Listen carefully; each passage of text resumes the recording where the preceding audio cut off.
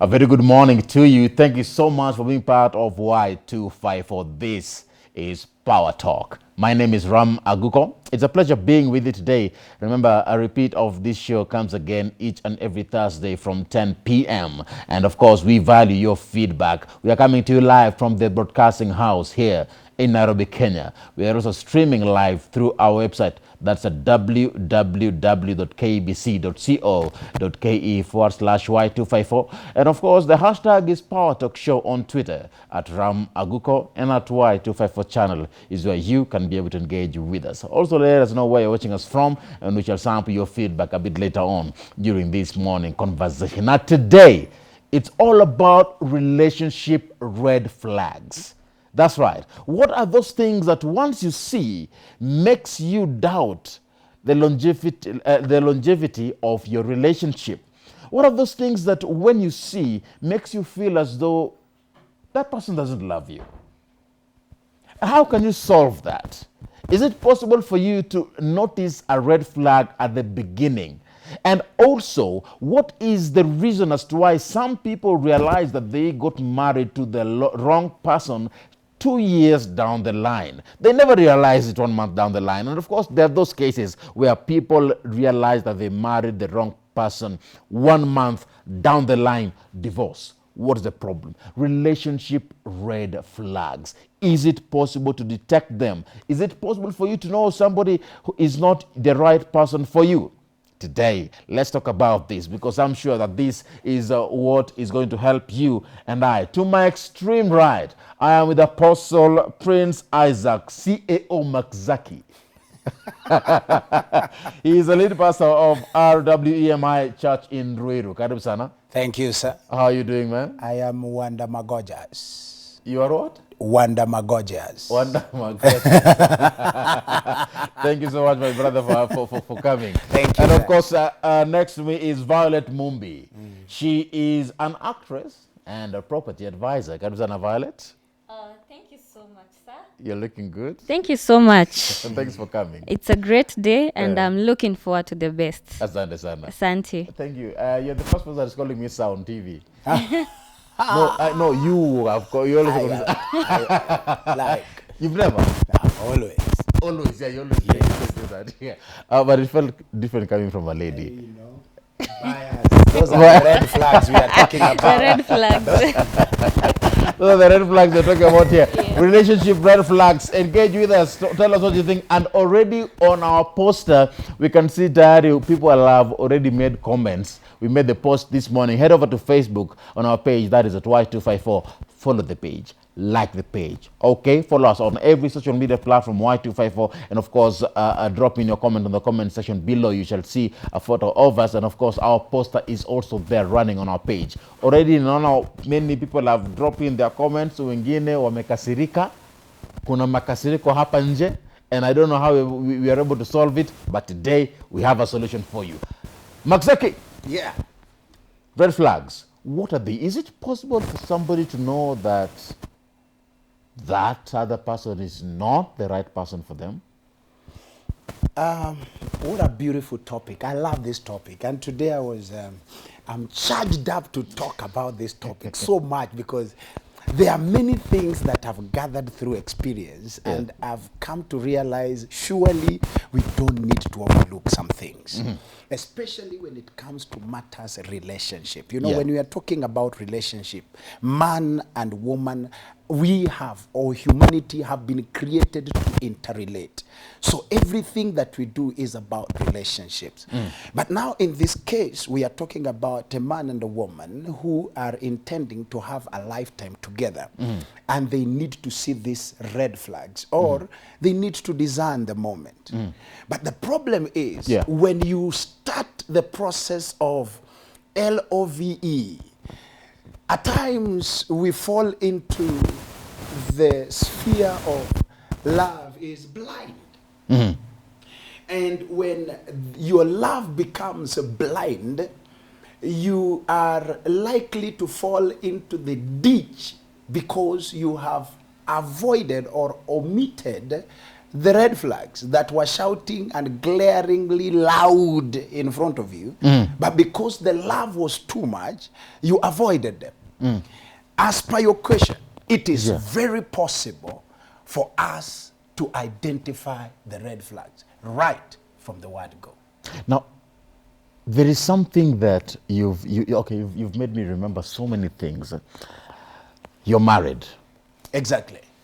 Before somebody gets married or gets to decide that this is a person I want to be with, they have gone through a whole plethora. Yes. For lack of a better term, or a simpler term, they have gone through a lot of things, dating one person to another, having so many exes. And of course, for those who are lucky enough, maybe they've dated one person and then they said, I'll take a break, and then they went back to it later on. But people end up dating so many people by the time they end up saying, I do.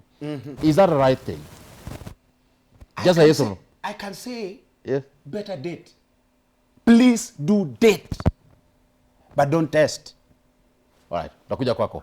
Let me come to you, Vale. How can you notice relationship red flags? Just your opening remarks. Okay. Number one thing is to identify what is a red flag.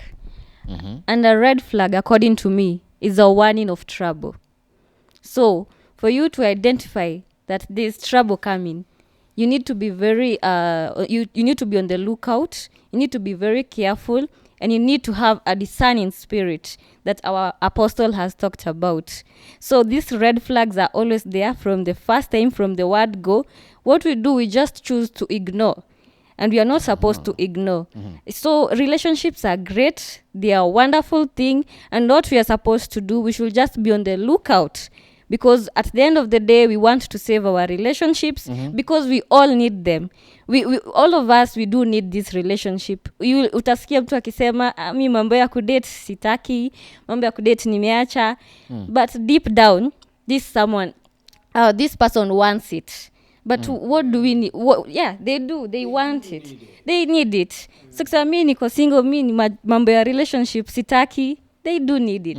They're just talking from a point of heart, from a point of, you know. It's not that hawataki. It's not that hawataki. So, wanaitaka. So, ukiona mtu anakuja na niambia, Violet, mi niliwacha kudate. Naambia, relax, my sister. Relax, my brother. I know you need it. Only that unajaribu kumask. But no, that is not what we are supposed to do. We need it at the end of the day. So, we are supposed to like, ujue, what is the red flag? And number one thing I'd advise someone to do is when you're getting to a relationship, you should have an intention. Now, let me pause there. Yes. Now, I have so much to cover. Okay. Let's start from the beginning. No. Let's start in the middle. In the middle. I want us to... Let's start in the middle there. You are already in a relationship. Yes. And of course, you don't know whether this will last long or not. You're still, bado mko tu hapo, you know, your mark timing. Now, there are so many things that happen that we are calling red flags. You mentioned it, yeah? Yes. Signs. Yes. Let me start from the time you meet. You're in a relationship. From the time you meet, you said we are going out on a date. How should that date be? What are the wrong things people do that make them X? Let me give just one example. Because I was reading and going through some of these things, and I realized some people say that if somebody shouts at the waiter, it's a red flag that they are not the right person for you. And if somebody doesn't tip the waiter after good service, be sure that even you're never going to be tipped at all. Now, Hapana. Okay. Because love is about a give. It is give and give and give. There is no give and take. It is a give and continue giving. The first red flag that when you are in a coffee date or in a lunch date, dinner date, whatever date it is, when you see this person pretending to be so composed, the number one is pretense. So composed, eating so good, like anachukua uma Huyo wachana naye. yani my brother uone dem anakaa hivo manze jipange, because it is, let them be them from the word go. Unakulanga ka hujatumia mafork. Sasa tumeenda date, you want to use fork just because it's our first date. Anakula chips ile nini moja. Moja. Anauma tena. Anangoja neka chini. As I was saying. You know, be real. When that person is not real from the word go, akwambie mi hii ugali, dem, naweza kakupeleka Hilton. Lakini Hilton tukiishia, sitashiba. Ugali wanaekanga ile ya kupima. Wacha nikupeleke hapa hivi kwa manotis. Hapa hivi. Anakatanga ugali ile ya chopa. Alafu uone venye huyo jamaa na react na ugali. If a man can eat good in your first date, no, atakufeed. But also some people say that it means that they are greedy people. Yes. They are gluttons. Yeah. What I can say, according to me, really, I can't be able to judge na the first date because people pretend. People really pretend. So maybe I'd prefer to go to the second or the third date, because the first date, maybe this person ako in a financial struggle, maybe in a struggle financially, and because they want to meet this beautiful lady and they want to impress them on the first date, atakopa pesa kupeleke. Many people do that. Yeah, takupeleka these nice big places. Kwa sababu anataka kukuimpress, they want to get you. So when you're taken to a very nice place on the first date and you judge by that, unaweza kuwa umekosea sana. Because this person, maybe those are not their standards. So maybe you can give yourself time, maybe even hii mambo ya kukula one by one. Hawaku anajua wengine both of them, either the lady or the guy, ameona tu, let me just do let me go the extra mile to impress this other person. So they will do their best, they will do it, they will even get the suit that is not theirs. You know, so personally, I find it hard to eat ugali with a fork and knife. Exactly. So I in every restaurant I've gone to, nitakula na mkono, hata kama in the high end restaurants. Yes. Na kaa mbaya umenipata ugali, nitakula na mkono. Nitaambia waiter, iko wapi maji ya kunawa, masinki iko wapi? Yes. Naenda naosha mkono na nakuja nakaa chini nakula naichuna, and there is a way you must press it. Yeah. So mimi sinanga aibu. But that's not the case for many people. Yes. Would you prefer a man who wants to you know, be his best to prove to you that he is the one? No. I would prefer someone to be themselves, so that I can love you for who you are.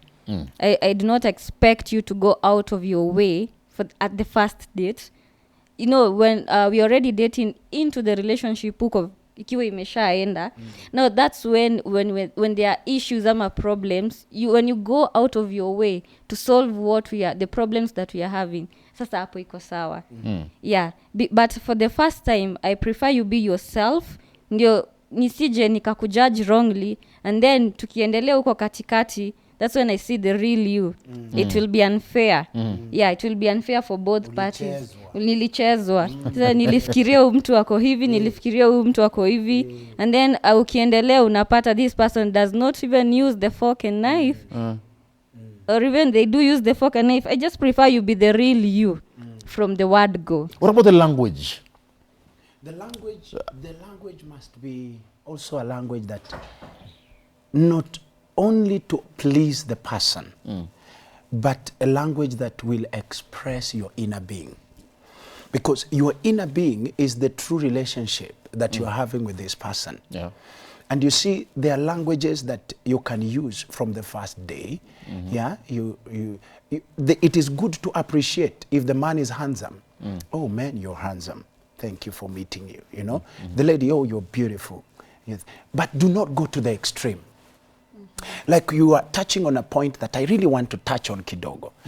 The point of whereby you have dated 1, 2, 3, 4, 5, 6, 7, 8, 9, 10, 1 million people. Yeah? And you have realized that in the process of dating 1, 2, 3, 4, 5, 6, the characters you've met are different. And you love character A in sister A. And you've lacked character C or F or J in sister so-and-so. And you want to see those characters in this person that you are now meeting currently. You know? You will try to bring this person into that kind of an atmosphere to give you what you are expecting that you met, that you're not seeing. And there is where a relationship gets into the first day manipulation. Now, which some do not term as manipulation. Yes. Some just call it change. They say that I would like you to be a better person. I want to change him. I want to change her. If it's a lady, they say he's this kind of a man, but I will change him so that he can be different. For a man, they'll say I'll change her to be different. Is it a red flag for somebody to want to change you from the beginning? Big red flag. Without no doubt. Yes, that's a red flag. You don't want a man to change you? No, there are things that you can change positively, but there are things that you cannot change a person. Yes.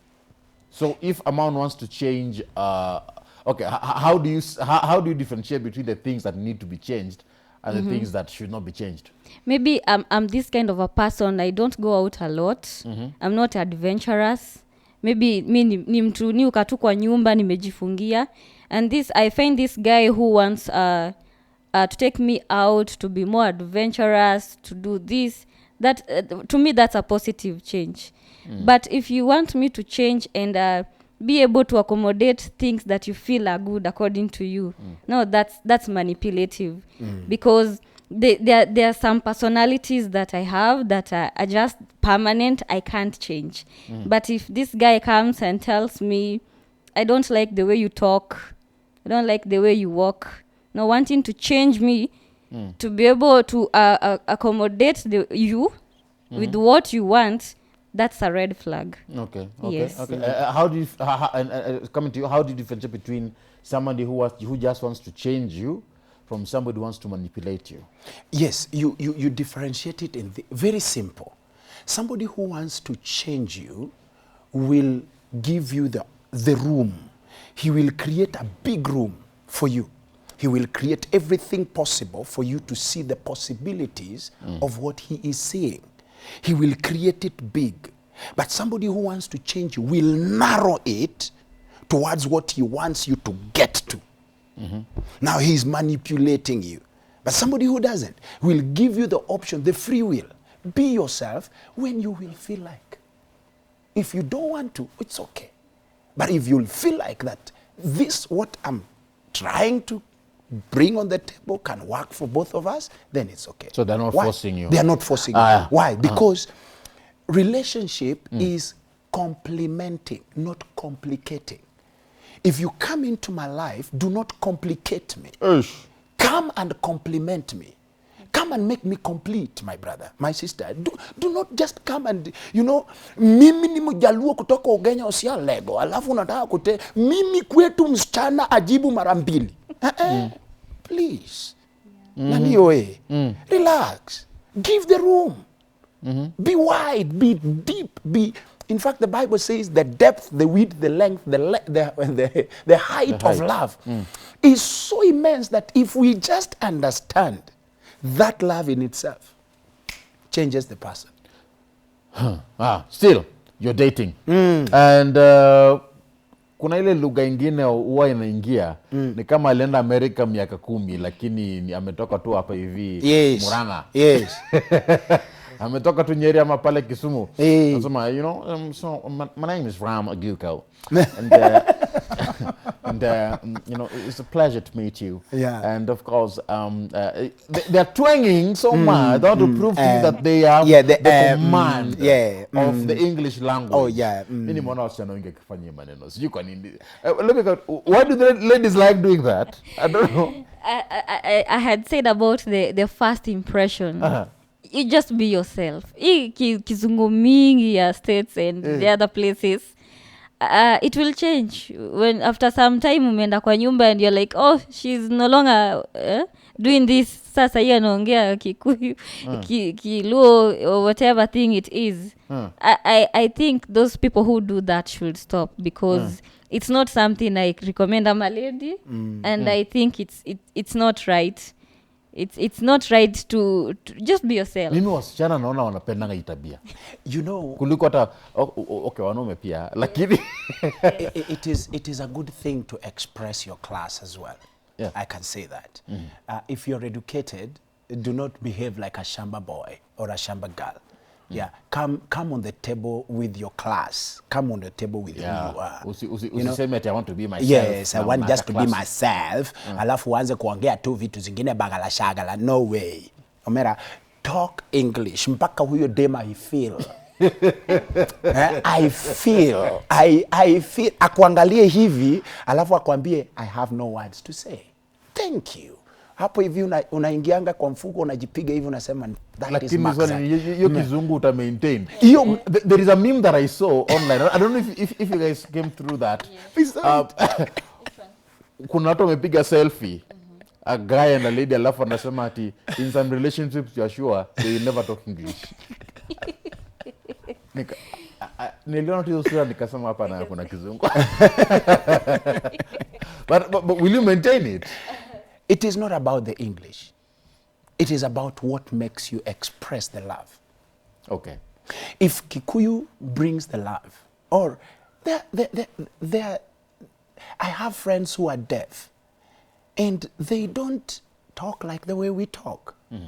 But you find them in their meeting, they're having a coffee date, and they're like, and they're doing their sign, and they're expressing. It's not about the English, the too much English we have put, and the too much Swahili and wenging and twanging and what we have put. It's about what are you expressing out of the bosom of your heart? What are you giving this person? That he may buy or she may buy. You know, there is where we have brought in the fake kind. There is a TV program I saw, Kitambo, I don't know whether it's still there, meeting, the first date you meet and date. You know, I don't know how it is called. The hookup. The hookup thing. And then unaanza kuuliza maswali zingine zenye zimeenda east na west. Surely, jamani. You know, do not go far. Is it possible for you to say that on the first date, this is a person that I definitely would not want to be with? Yes. Yes. It's possible. Yes. Yes. As a lady, how can you know? How can you pick that up? Mostly, number one, the language they use. Unajua, there's a way, we all brought up differently, and then you'll get this person, there's a way they are addressing you, the way you don't like to be addressed. You know, you also have your standards and boundaries. So you'll get to a date with someone, takuja, there's a way atakuongelesha that you'll know. This is not how I'd want to be addressed by someone. Yes. Let me pick it up from that point and rewind it. Yes. To the point where you've entered, you've met each other, and now you want to go to the restaurant. As a lady, give me a picture of how the day should be on the first date, from the beginning to the end of the date, where mumeachana. Anza pali mekutana. Nataka kujua, and gentlemen, let's take notes here. Chukua kalamu na karatasi. Are you going to ask me the same question? I will ask you the same Thank question. you. I will ask you the same question. I will ask you the same question. How you'd like your date to be, the first date as a man. Let me start with you as a woman. Yes. Sindio? Yes. From the time unakutana hadi time yenye mtaachana. Give me a picture of the whole day's event. How you'll prefer. Yes. I'll talk from according to me. As a woman. Number one, before even you get to the date, initiate it. You'll be the one who initiates the date, and tell me I want us to meet and go to this particular place. Are you comfortable with here? And I say yes. So if you're driving, I'd prefer you to come and pick me up. Okay, sawa. Would you prefer mwanaume akwambie Yes. ya kwamba ningependa tuende hapa, Yes. ama umuulize unataka kwenda wapi? Which one will make you say this is a red flag? Okay, of course ukiendelea. What I can say it's a red flag ni unataka I want us to go to this particular place and that's it. You don't even ask. You want to make decisions we peke yako. You need to involve the other person in decision making. Continue. That's a red flag, yeah. So let me continue. Yeah. Come and pick me up. And I said at the first time I'm comfortable with that place. So take me to that place. Open the car door for me. Yes. And then unipele tuingie kwa restaurant. Akisahau kufunga mlango ni mbaya? Not so bad. Nitamsamehea kidogo. Hapana. Oye, neke. No, I wouldn't be that bad. Okay. So if he forgets, it's okay in terms I'm here for this round. So you take me to the restaurant and pull the seat. Pull the seat for you? Yes. Okay. Ma'am, mesikia maneno? Yes. Wanaume unaenda tu unakaa tu chini. Pull the seat. Yes. Ngoja. Kuna mtu ameuliza swali. Kama hana gari, atafunga mlango gani? Hakuna shida. Kama ana gari, we can decide where we can meet. Tuingie matatu, tuende kwa restaurant. Kuna is there a sitting arrangement in the mat? In the matatu, it's not our car, so it's okay. Ama your own car or mine. So if he's not driving, it's not a sin not to drive. Yeah, and whoever enters the matatu, does that play a role? Aliingia wa kwanza ama niacha mimi niingia wa kwanza? Anaacha kwanza niingie wa kwanza. Okay. Sababu anaweza ingia matatu iende. Okay. Anaweza ingia matatu iende na ipate nyuma. Niache nyuma. My goodness. Yeah, you know how these drivers wako na haraka. Na hiyo ikifanyika red flag. Ikifanyika na ndio namuona ameenda huko. Kuisha mali. Aya, tuendelee. Umefika kwa restaurant. Yes. And there is a way seats zinakaa. Pengine hakuna the two seats. You need to pull the seat from the other one, from the other place, so that you can bring it close. And you expect the lady to do that. It's wrong. According to me, it's wrong. So just pull the seat, bring it close to Kai, call the waiters or the waitresses, and be very polite. Akiwa handle. Yeah, ask me what I want to take. And that I'll be okay. After that, we can have our conversation. Ngoja. Yes. Menu imeletwa. For some waiters, yes, they are good. They give you two. Yes. Anakupatia yako, anakupatia yake. Wengine wanaleta moja. Tell me how it should be handled. How it should be handled in what way? You have a menu. Yes. Na ni moja. Set ni mbili. Ni moja. So mutaiweka hapo katikati and you view it both together. Of you. Yes. Okay. And then be the guy, as the guy should ask the lady, what would you want to take? After she chooses, then hapo ndio atasema I also want this and that. Yes. So the guy should ask the lady, what would you like to have? Yes, what would you like to have? See, inaletwa menu, nasema mimi nataka kuchukua hii na hii. And then you call the waiter. And I'm left there looking at you like, what's wrong? Is it okay if the guy gives you the menu to choose? He should help me. He should help me to choose. You know why? Because sijui budget yake. Pengine kuna ile budget amejipanga nayo. Anasema I don't want to spend more than 2,000 today. Okay. So it's good we do it together, because if you give me the menu and I'm that kind of a lady, I'll choose something that will be off your budget, and then you'll be stranded. Lasagna. So umesha order chakula. Yes. Magzaki, unasikia hii maneno? Nasikia hiyo maneno. Yes. What next? You ordered food? Yes. Now mnakula sasa. Be the one to call the waiter and tell her, tell him or her to mesha order. This is what she wants and this is what I want. And then chakula ikiletwa, yeah, you go ahead, you take your food.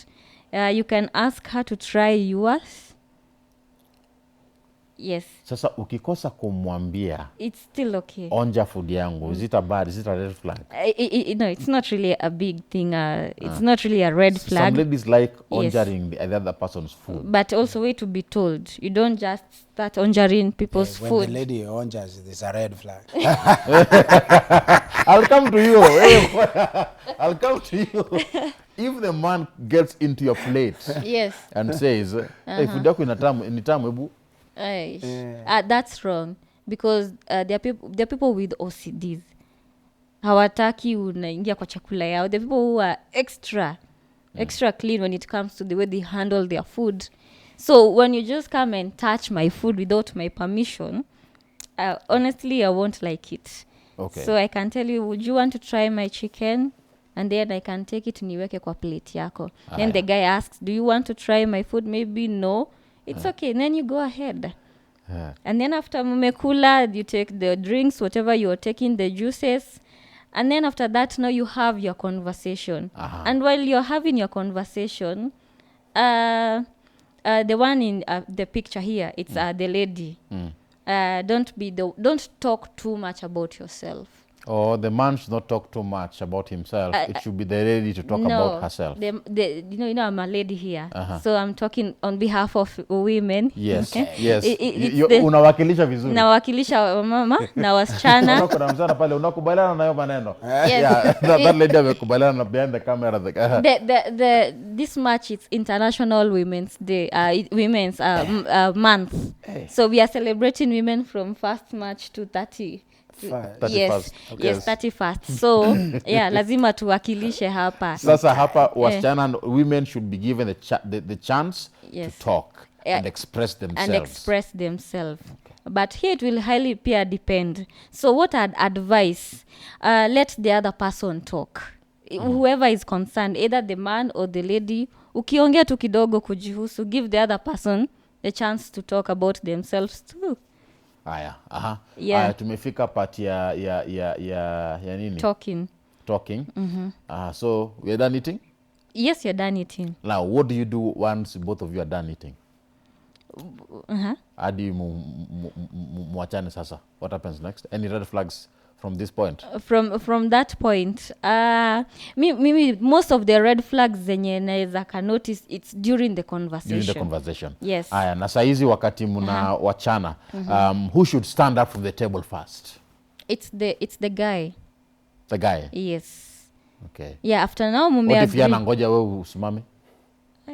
Sasa atakuwa anangoja every day until we get married. He'll be there waiting for me to do everything first. No. Okay. Yeah. It's hard. So yeah, you should be the man and do things. Sometimes you want to be treated like baby girls. Yeah. Okay. So yeah. So there are times yes, there are times we want to be the one taking the lead, but sometimes just treat us nice. It makes us feel good. So just stand up the first and tell us we want to go, we want to leave. We go back to the car. You open the door again. It's the first day. Yeah. So you open the car door again. You take me back home where you picked me. Okay. Yes. Alafu amekuacha nyumbani nao mumefika home. Yes. How do you depart? How you depart? You can hug. You can hug and a simple peck. That would do. Akifanya anything more than that? Anything more than that, to me, it's a red flag. Yeah. Relationship red flags. Now, Maxaki, let me come to you sasa. Wanaume. I'm told time is not on our side, but tuende kwa wanaume. Si tunaenda season 2 eh? Okay.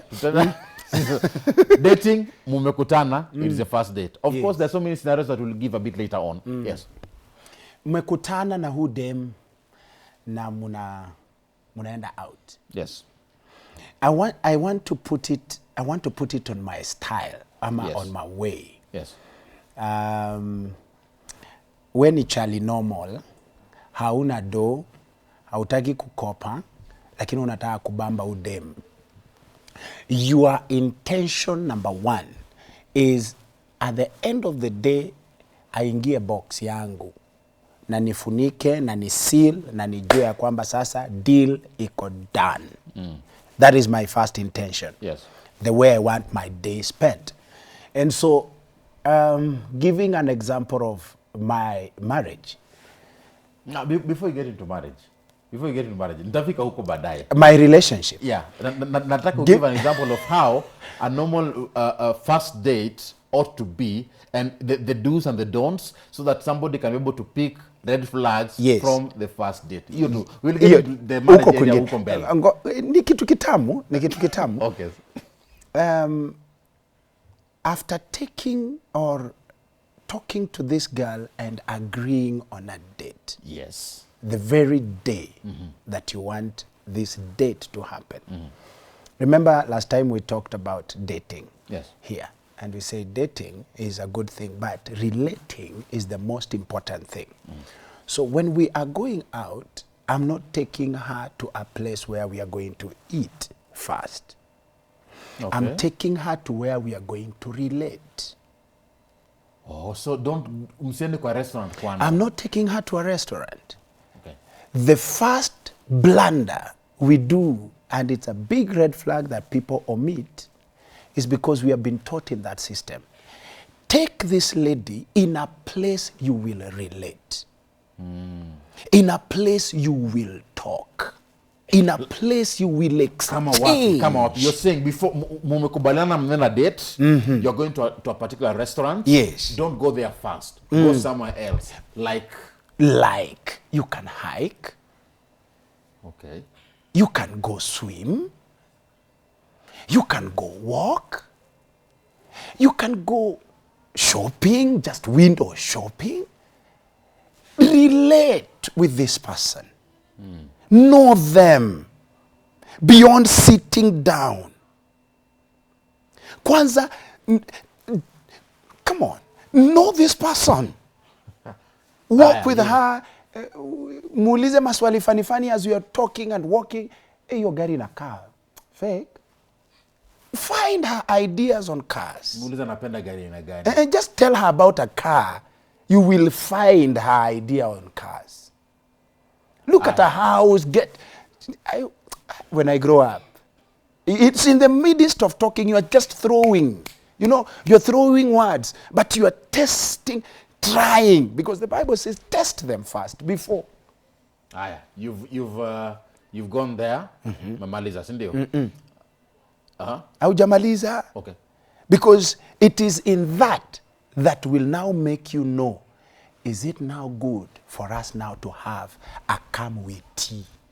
Aya, now, hiyo ni kama mumeenda huko. Yes. Si ndio? Yes. Lakini wakati mlikutana, she mentioned opening the door. Ukiingia kwa mat, Yes. wacha yeye aingia wa kwanza. Comment on that area.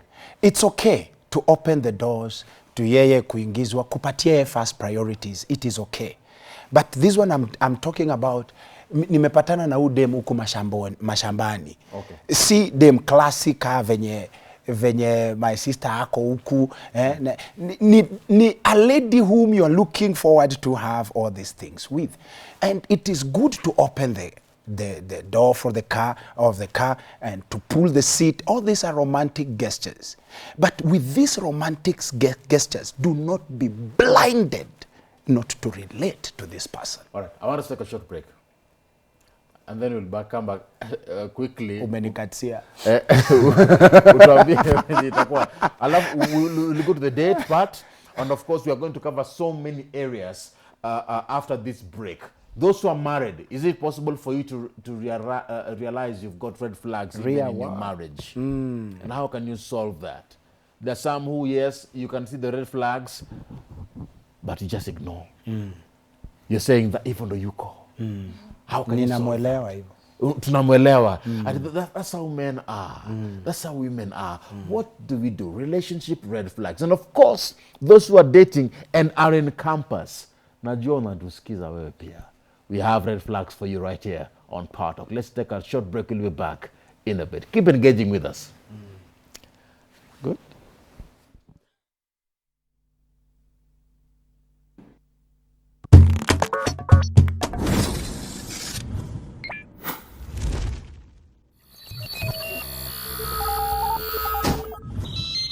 Y254 Imagine. Ili kupata skiza tune ya Tabasamu. Yes. Welcome back. This is Power Talk. It is a pleasure being with you today. And of course, it is all about a conversation on relationship red flags. If at all you're just joining us, my name is Ram Aguko. And of course, I have the best panel here to help us in this conversation. And of course, we told you to drop in your comments on Facebook. And of course, many have dropped in their comments right here. And I would like to just sample them, to just sample a few of these particular comments there. All right. Tukianza na Simon Mwangi. Timo, umesema zinakuja hapo hewani? Aya. My goodness. So this is Samuel Mwangi anasema, I am a spiritual child of Apostle Mark Zaki Oma Kingdom. Okay. Msalimia sana. Mwambie he is a spiritual son. Mtumishi wa Mungu Mtume Simon 001 is watching. Daddy niko na swali. For instance, ako na swali. For instance, if I call my lady na aniambie ngoja kidogo nitakupigia kuna watu, is that a red flag? Ngoja kidogo nitakupigia kuna watu. That's a good one. Amekuuliza wewe mwenyewe. Wacha nijibu my son. Jibu hiyo. Ako 001. Thank you son. I'm seeing you. God bless you. Now, ukipigia manzi yako na kuambia kwamba ngoja kidogo kuna watu, inamaanisha hawa watu hawakujui. Kwa hawa watu wenye unampigia akiwa hapo, hawa watu hawakujui na hawajui kama yeye ana date. Na hajui kama yeye mwenyewe ako na mtu. Is that a red flag? Big one. Hey. In fact, hata angesema babe, nitakukall, I'm kinda busy. So does it mean that we should always let those close to us know we are dating? Exactly. And if we don't, then it's a red flag. Yes. As a lady? Yes. Yes, that's a red flag. A big one. Yeah, if I'm called by my boyfriend, I'd rather excuse myself from wherever place I am and talk to him. All right. Timo, leta ingine. Tuko na hapa hivi. Ama Nabdi anasema kuwa a lot of male, I think anamaanisha having a lot of male friends. Yeah. Gichombi Muriki John anasema bei ni chakula gani? Sijaelewi kitu umesema lakini. Lily Davis anasema huyo bei ndio sinanga. Pole sana Lily. Your time will come, don't worry. Is having many male friends a red flag? Yes. And having many lady friends is also a red flag. Yes, that's a red flag. Hey, Can I tell you how? explain to me. If I am the man, it has happened. I'm learning out of these experiences, so I'm not just saying things. Having many lady friends, and I have my woman, for instance, she's my lady, but I have other extra many lady friends that I confide to, I talk to more than the way I talk to her.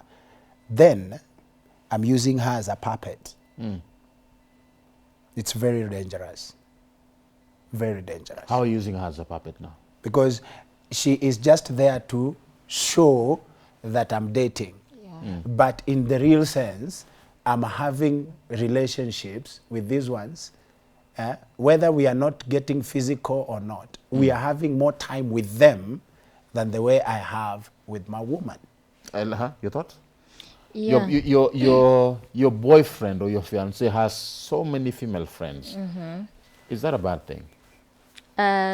Yes, it's a bad thing. Let me twist the question. Is me as a lady having many male friends? Would my boyfriend be comfortable with me having so many male friends? Because we know most men are very jealous. So you can imagine my boyfriend seeing me with sitting in a corner with so many guys. Honestly, it doesn't look so good. It's something I do not recommend. There is somebody who had asked me a question at one particular time. Aliniuliza, look at your mother. No, I couldn't use mimi. It was a seminar. I remember. Look at your mother. Does she have many male friends? Exactly. Sasa hii tabia ya wasichana wa siku hizi wamepata tu wako na marafiki wengi sana, imetoka wapi? Kama wazazi wetu wenyewe, they don't have many friends of the opposite sex. Is that true? Yes. Okay. Yes, because you are trying, you know, when you get into this relationship, you are protecting this lady. And this lady should also get into a relationship to protect you. Timo. And the protection is concealing one another as one. You people getting to one another as one. So wengine AOB. AOB. Yes. Let's go back to Facebook pale Atimo. Leta yongine. Tuko na nani hapo? Otis Senge anasema kusema tu kweli February 17th hii mwaka sitasahau because I was in a relationship for 6 good years. But I called it a day when I was blocked for 5 hours. Then she comes with a fake chat to manipulate me, but I refused the words because they were venomous, my friend. I left while I'm in pieces. I made myself a good status viewer. I hear the pain. I feel the pain of that man. Feel the pain, huh? Yeah. Carson INTL, I think Carson International, anasema simuache kudetu watu wa wenyewe. Leta ingine. Tuende mbio. Tuko na Wincentia Mafidilia Mafida. Mtu anakunyamazia 2 good days. Unampigia simu, harespond alafu anazima. Amejipanga na umepanga. Ashajipanga huyo. Anafaa tu focus. Watu wengine wapangu hivi lakini. Yeah, Amesema you switch off your phone on me for 2 days, it's over. it's over. Huh? Yeah. If somebody is silent on you for 2 days, actually, wrong question. What is the minimum period of time for someone to be quiet on you until you say you're in a red flag? Alafu sema, call it quits. Mtu anaweza ibiwa simu. Lakini hiyo namba kama unapenda huyo mtu inakwamanga hapa. Utampigia tu. Kama mimi na my sister yangu ziashika kwa simu. Huo ni sister yako, wewe udate sister yako wewe. Ni sister yako, but somebody hata siku yenye anakupatia hiyo namba na you are interested, hiyo namba inaingianga kwa akili kuliko kwa phone. So hiyo namba unaweza you have crammed your wife's number. Yani naweza zisema zote 3. Zote. And from the first day, venye alinipatia, sikuwa na phone. Yes. Tuende kwako. Akinyamaza? Hakuna mambo na minimum. I expect every day we have a conversation. Correct. If you're busy, we know working hours. If you are when you're mtu night shift, we are not going to talk at that time you're busy. Kama it's during the day you're busy, we won't talk. But if you're not busy, it won't hurt to just take a second to tell someone, hi, how are you doing? Haya. Tuende Facebook pale Timo, leta. Nataka kusema hiyo Evans Ochieng pale, si ndio? Nio. Anasema wewe waacha. Mimi ublokiwa 3 good months. Na naomba msamaha tena lakini mimi life ni kama sina sijui kama niko na mtu sijui. Sielewi amesema nini hapa. Ngoto Leshana anasema imagine ni birthday yangu lakini hawezi niwishia. Leshan, today is your birthday. Happy birthday to you. Happy birthday to you. Happy birthday dear Leshan. Tumekuwish birthday. Yes. Tumekuwish happy birthday right on Power Talk, okay? Sawa. Usijali now. Somebody does not wish you happy birthday. Nataka umniambie kama ni red flag. Luya Sida anasema kitu kama gani sasa yet sina bei mimi. Yeah, hii sasa yeye haikuhusu. Now, wacha niguzie kuna kaboya ameguza kitu hapo 14th Valentine. Yes. Aliblokiwa. Aka feel hurt. It happens when you are dating the wrong person. Ama when you are dating triple or multiple. You're double dating. You're double dating. You are handling so many vehicles at the same time. At the same time. You're a mechanic. Utablokiwa. Twende Facebook. Utakula block. Twende Facebook. Timothy, leta tuko na nani hapo? Luya said amani gani? You know, Luya said someone who you date not having your picture in her phone and yet posting other people claiming to be besties. Hey! You're not Run dating. away. Hiyo hata mimi nimesema ni makosa. Makosa. Ati huu ni best yangu tu, nilikuwa na appreciate image. Ameumbwa in the likeness of God. Akona kafiga. Pepo. Hiyo hata si dating. Yeah, hakuna relationship hapo. Lakini mbona mademo anapenda kupost picha ya watu wengine lakini Because hajamkubali, hajamu-accept, and she's not looking forward. She's not even proud. Is it a red flag if your girlfriend does not post you on her socials? Yes. Yes, it's a red flag. Yes. Hey. If they listen, man of God, Yes. if this person does not in any way even put on their status, Yeah. But what if it's not official? You're just dating. It's not yet official. listen, there is, Mtapata post watu watasema mtaachana. hata wacha watu waseme, but do it the right way. Okay, sawa. Nimember that Timo kuna comments, so many comments on Facebook. Okay, bring them up. Alafu tuendelee na hii mazungumzo. Tuko na nani hapo hivi? Coach John, hiyo sina kwa simu yangu. Acha tusome hapo hivi. This is Coach John Larry anasema, is it right to use your phone while on a date? Okay, ngoja utarudi. This is Simon Mwangi anasema, na hii mambo ya babe nitumie sapa, nitumie pesa, nitengeneze mouthpiece. Is that a wife potential or a pest? Masultan anasema, Ram, you see, there is this type of girls that think about only spending, but there is this issue with the girl taking the guy on a date. Is this a red flag if it's the first date? Mtajibu hiyo, si ndio? Yeah. Tuende hapo hivi. Everlasting anasema, is it right to chat with your girlfriend's sister? Makosa. Because sometimes tukichat na huyo dem story huisha, is it good to chat with the sister? Sasa hapo ndio story inaanza. Hapo ndio story inaanza. Makosa. Ukichat na sister yake ndo tamu. Okay. Mtu kutokuambia hakupendi, anakutreat tu anakutreat in a way that you have to move, usingoje kuambiwa eti upendwi.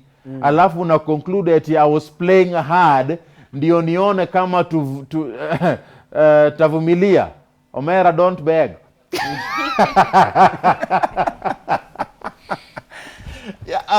Violet, Yes. comment. Those questions are good. Say something.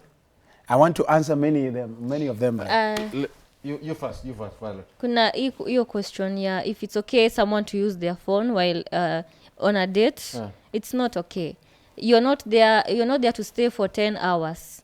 Mko tu hapo dakika kidogo, talk and have a conversation, get to know the other person and relate deeply, like the apostle said. So if you use your phone, you had the whole day last night, you'll have next after tumewachana, you'll have time to chat. So just dedicate that 10 minutes of your time or 20 or 2 hours to listen. Don't use your phone. And the other one about chatting with your sister, why would you even, who even gave you the number of the sister? Because if I'm not the one who told you it's okay to have my sister's number, that is wrong. Yes. The only time you can have my family's contact is when we have introduced you to the family. And maybe wanataka wakati tuko pamoja, we are away. They want to keep tabs and know where mahali niko. Now that's when you have the other family or relatives number. But you're not supposed to have my sister's number and talk to her without my consent unless it's an emergency. What if you introduced him to your sister? And now they are friends. Friends for what? To do what? I like her openness. I like your openness. There's no friends with my sister. It is me. That's family. You know, if you want friends, just get your own friends. Yes. It's like me having being friends with his brother. For what? I can't be friends with my boyfriend. There's so many things we've not touched on. Yes. Too much. So, comment on those things kuna ile ulikuwa unataka kuongea, and then we move forward. I want to say, guys, thank you for tuning in. Kabisa. Send those questions. We want those questions, kabisa, because we want to give a solution in this. Yes. I want to say, it is wrong for a man. Please, kuna mahali inaitwangwa flight mode kwa simu. Ukifika, weka flight mode. Mahali unaweza wacha tu kwa simu yako ni mahali ya photos. Haya, kuna kitu nataka kuuliza sasa kuhusu mambo ya hii kitu. Red flags when it comes to this. You are on a date. Yes. There is somebody who said that psychologists or some advisors say that you should take note of the way they place their phone during a date, because that could be a red flag. Now, this is a table. This one is a table. Yeah, so you kama camera itaona, but let me give an example. Yeah. Amechukua simu akaweka hapa. But now, the way the phone is, some say that you should analyze the way the phone is. Now, kuja kwa camera. The phone kama ameweka hapa, the screen, is it facing up? Or Ama amegeuza screen hivi? Hiyo ndo swali. Wanasema kama screen iko juu, that guy is a free man. But akificha screen, it's a red flag. I read that. Do you agree with that? I do agree, because the moment umeweka simu hivi ama umeweka the other way down, Yeah. you are expecting a call or a message. And you know, us ladies, we have very sharp eyes. Mnakuanga sharp. We are very sharp. We are very quick to honestly, right now, if kuna venye unaweza weka simu and I'll see. Yeah. If I want to see what you're doing, I'll make sure I see. okay. So I know some of you. Yeah, I will. So I know You will some. see. Yes, I will. You're on WhatsApp right now. Yeah. Umeona? This lady. Umeshaona simu yangu? Nishaona kwa WhatsApp. Chai. Yeah. So This daughter of God. Be careful, though. Akona lens. Ina zoom in. This is alafu. yeah. So, okay, what if they have dimmed? Amechukua Sasa simu. ukidim, Akadim the brightness. Hadi mwisho ikuwe dark. Yeah. Anaweza ona. nitaona umedim. And if you dim, you're hiding something. Yes, it's a red flag. So I won't see exactly what you're doing, but you have dimmed your phone. Why? Simu zote ziko na brightness full. Why would you dim your phone? Coming to you. Hiyo mambo ya simu? Juu, chini. Na wewe umekuwa ukiweka wapi? Simu. Let me say this scenario that happened one day of me. There was a time I was dating this girl, and I realized, hey, this girl is not the type of a girl I wanted. And I just picked up the phone and I said, hello? Hey! Hiya, hey! Oh my goodness, I'm coming right now. Sorry, I have an emergency. And that's how you left the date. And that's how I left the date. It was a stupid thing, but it helped me in one way. So when we say about the phone, mtu akiweka simu hivi, it doesn't really mean that they are open. Anaweza kuwa ameweka hivi na ameweka flight mode. Ama ameweka hivi akijua ya kwamba hakuna Kenya atafanya na hakuna Kenya atapigiwa. Na amekuja tu akaweka hiyo simu. And maybe there are these guys who have 2, 3 phones. Amechukua ile yenye anajua iwezi pigwa. Akaweka hapo. Na hii ingine ameweka tu mahali pake. And so wewe unaona ya kwamba he's open. He's not. Anaweza kuwa pia ameifunika namna hiyo. Na kuifunika hivyo haimaanishi ya kwamba anaficha vitu. It's because maybe anataka kuwa na enough time with you. Yeah? Or pia anaweza kuwa anaficha vitu. Now, what tells it all is time. What reveals it all is time. Because as you move on, you will realize mukishatoka hapo masimu zinaweza ingia. It is not on that table ndio mahali simu zinaweza ingia. It is even wakati unamsindikisha on the process wenye alikuwa nasema, you didn't finish my question anyway. On the process ya kuenda nyumbani, kuna hizo masimu sasa zinaingianga. We did not finish on you. We did not finish. So let's go back to that. No, we will come back. We will come. Now we are in a very critical issue. Okay. Now, hapa ndio mahali ambapo unaona masimu zinaingia. That one is a red one. Anaingia, kanaangalia, it's not an emergency, anaifinya. Red flag. Lazima ajibu. Kama imeingia, jibu nikisikia. Let's go back to the question I had asked you earlier on. For the men, you have now, I believe now tumefika kwa restaurant. Yes. Sindio? Yes. Tumeko kwa restaurant now. We want to have dinner. Red flags, how would you prefer it to be? Your advice also to men, red flags from the side of the women. Of course, to mbio because time enda. Okay, number one, I would want the lady to be original. The same lady I saw, they're the same lady I meet. Akisha kuwa hivyo, number two, tukifika kwa hiyo meza, asiongee mingi. But ladies want to talk. Asiongee mingi. Okay. Nikishamvutia kiti, nimemkalisha vizuri, tulia. Nyamaza. Now face me. Now face me. Yeah? As a man, I want to feel you. I want you to also feel me. Yeah? Number two, I would want to see you eat. Nataka demu mwenye anakula. Because nikimwambia ya kwamba nina njaa, atajua njaa ni nini. Lakini kama hata kula, even that day, I will feel like, hata siku yenye tuki. Atapikanga zile za, so nitabidi nijaze kwanza, alafu nikuje ni full tank huku. Now you've ordered for the food. Yes. Amekula. Yes. Any do's and don'ts during this time of eating? The do's and don'ts, I don't expect much when we are eating. I don't expect much. So we are done eating. Yes. Okay. Now we are done eating. Wacha sasa nimpatie sasa maneno yangu. Si vitu zimetolewa. Now let me give her my word on that table. After giving her my word, then I will stand. Mi ndio nitasimama. Kwanza. Nimvutie kiti. Nimwambie, dear, it's now time we go. What if she's the one who asks to leave? Does it mean she was uncomfortable? Is that a red flag? No. If she asks to leave, it means that she was not even comfortable at first.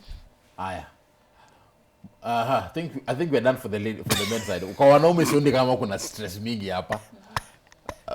Violet, yes. Time is not on our side, but I want us to have a final word. Yes. Tumalize because tumefika mwisho. Yes. Muda umetupa nini? Kisogo. Final word.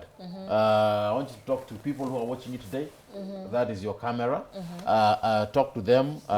What would be your final remarks? If you see me here, I'm not married, and I'm young. Yes. According to this, yes, that will come. Yeah. So most people at my age bracket are saying that they don't want to do relationships until they get to a certain point of their lives, until they get to maybe 30, 35, 40, 45. It depends. So people are different, and you end unajua kama unataka relationship ama hautaki. If you do not want, it's okay. If you want, it's still okay. But I'd advise, if you really want it, start working for it as early as you can.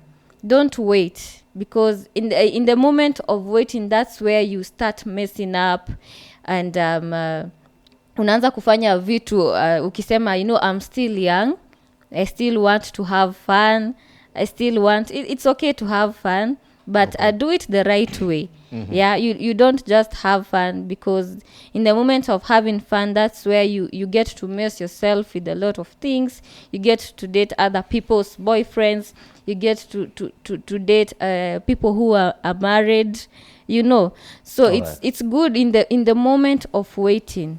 Just wait. I mean, don't be here, don't be there. If you want it if you want it ukiwa young, it's still okay. Just put it in your mind and start working for it, and then at the right time, God will bless you with the right relationship. All right. Final remarks? I want to say, which is my camera? This one? Yeah, that's your camera. Thank you. I want to say the Apostle Prince is my name, and I want to say this one in a very clear way. Kindly, red flags are many. We have not even touched on many of them. We have just touched on 2. But there are too many. There are almost like 200 or 300 things to consider.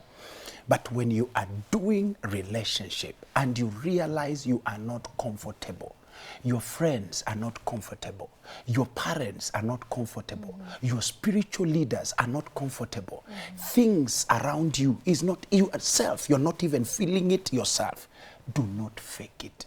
When you doubt, don't. You doubt, don't ever go ahead. It will hurt you, and you will start taking other people as your shield so that you may blame.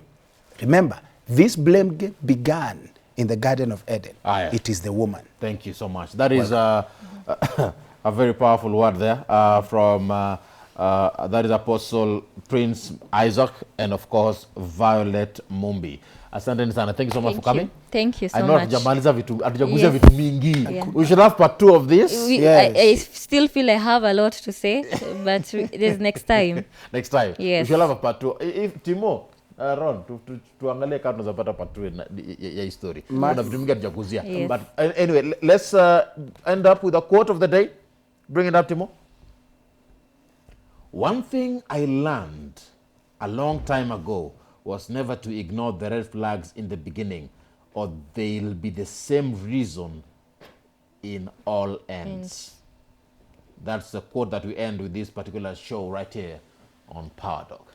Keep the conversation going. The hashtag is, as always, Power Talk Show at Ram Aguko and at Y254 channel. It has been a pleasure being with you today. A repeat of this show airs again tonight at 10 p.m. When it comes to red flags, we have not finished about this, but this show shall continue later on. My name is Ram Aguko. On behalf of everybody that ensured this show was a success, may God bless you. May God bless the work of your hands. May God bless your relationship. This is Power Talk. That was good.